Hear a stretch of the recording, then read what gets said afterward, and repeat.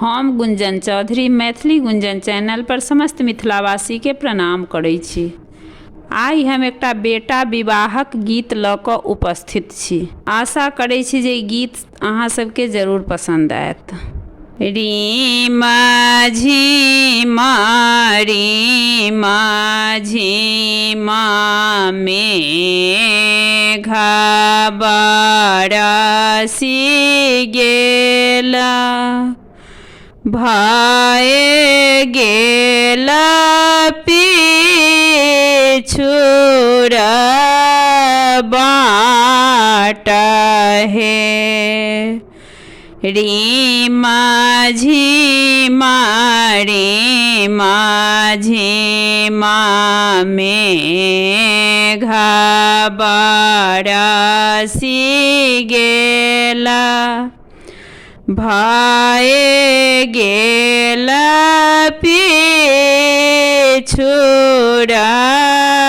बाट हे। भूखल हथिया पैर नाही रोपए कोन विधि जायत बड़ी आता है। भूखल हथिया पैर नाही रोपए कोन विधि जायत बड़ी आता है। से हो देखी आपन बाबा मने मने सोचता कौन विधि जायत बड़ी आता है। से हो देखी फलना बाबू बाबा समझाओला,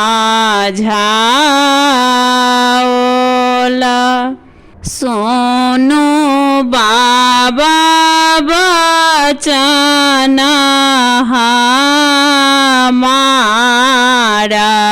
है। जानी बाबा हारू जानी बाबा झारू, जानी बाबा मना करू सोच है। मरबरिया बेटा बाबा हमारो पियूसा छै, ओहे देता तमुआ तानाए हे। मरबरिया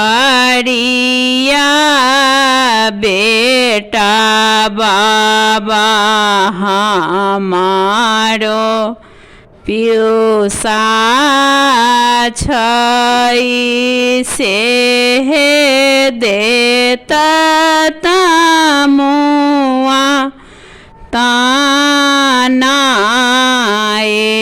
हे। तामुआ के ओते ओते जायत बड़ियाता, भले विधि होए तभी विवाह है। तामुआ के ओते ओते जाएब बरियात